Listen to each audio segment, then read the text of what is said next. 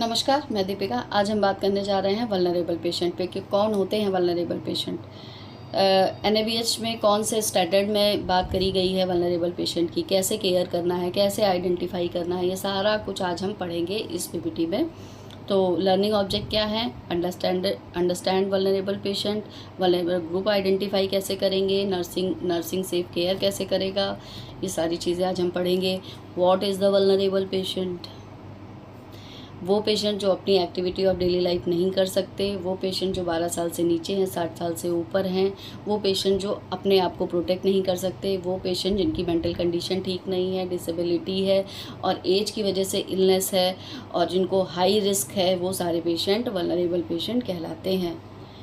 Example of vulnerable patient, कौन से patient vulnerable patient है? एडल्टली पेशेंट, चिल्ड्रन एंड नियोनेट, पहले मैंने बताया 60 से ऊपर और 12 साल से नीचे, pregnant women, mentally challenge, unconscious, disable and जिनको कम्युनिकेशन इशू है, वो भी वल्नरेबल पेशेंट के अंदर आते हैं। जो एक्टिविटी ऑफ डेली लाइफ नहीं परफॉर्म कर पाते, वो भी वल्नरेबल पेशेंट के अंदर आते हैं।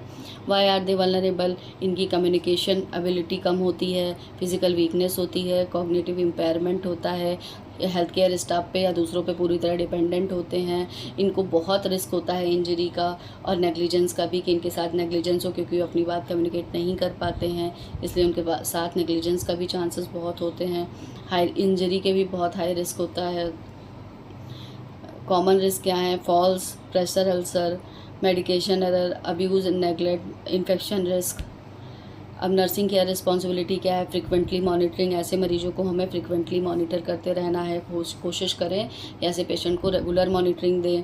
मोबिलिटी में हमेशा असिस्टेंट चाहिए होता है, कभी भी ये जाएँ तो इनके साथ एक असिस्टेंट हो। इनका हाइजीन मेंटेन करना होता है, इनको प्रॉपर स्पॉन्जिंग करानी होती है, प्रॉपर अगर कहीं पे वुंड वगैरह है तो उसकी प्रॉपर ड्रेसिंग करानी होती है। इनकी पूरी बॉडी असेस करते रहनी होती है। न्यूट्रिशन एंड हाइड्रेशन का बहुत ध्यान रखना होता है। इमोशनल और साइकोलॉजिकल सपोर्ट पर भी बहुत ध्यान रखना होता है, क्योंकि ऐसे मरीज कभी कभी डिप्रेशन में भी चले जाते हैं, तो ऐसे मरीजों को इमोशनल और साइकोलॉजिकल सपोर्ट की भी बहुत ज़रूरत होती है। सेफ्टी मेजर्स क्या करने हैं? फॉल प्रिवेंशन मेजर्स लेने हैं, मतलब Moore's risk, fall risk assessment से डेली इवेलुएट करना है, वैल्यू के अकॉर्डिंग केयर करनी है। वेट हमें फ्लोर वेट नहीं रखना है, साइड रेल्स लगा के रखनी है, स्लीपर्स प्रोवाइड करनी है। कहीं भी शिफ्ट करना है तो सेफ्टी बेल्ट के साथ शिफ्ट करना है, हमेशा असिस्टेंट साथ रहेगा। कभी भी ये चलेंगे तो इनके साथ असिस्टेंट रहेगा। आसपास का एरिया क्लीन रहेगा।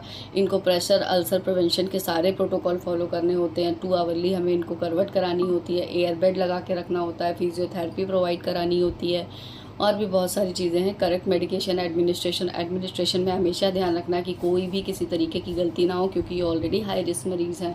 और इनके आसपास का एनवायरनमेंट बिल्कुल सेफ़ रखना होता है, लाइक हमें चाकू वगैरह इनसे दूर रखना होता है। नीडल खुली नहीं पड़ी रहे, कभी हम मेडिकेशन करें तो नीडल इधर उधर ना मिले, या इनको ऐसी कोई शार्प चीज़ ना मिले जिससे इनको हार्म हो सकता है। इनके आसपास का एनवायरनमेंट बिल्कुल क्लीन रहे। कभी ये वॉशरूम जाएँ तो आसपास में ग्रैब बार्स लगे हों, वॉशरूम में बेल हो, इनके बेड के पास कॉल बेल हो, और इनको एजुकेट किया जाए कि कभी भी आपको कोई ज़रूरत पड़ती है तो we are there for you, आपके पास कॉल बेल है, आप दबा सकते हैं और तुरंत हम आएंगे। अगर असिस्टेंट है इनके पास या फिर इनके पास इनके तीमारदार हैं, टेंडर हैं, तब तो बहुत ही अच्छी बात है। अदरवाइज़ हमें इनको पूरी तरह गाइड करके रखना है, एजुकेट करके रखना है, इनको प्रॉपर काउंसिल करते रहना है, प्रॉपर सपोर्ट करते रहना है।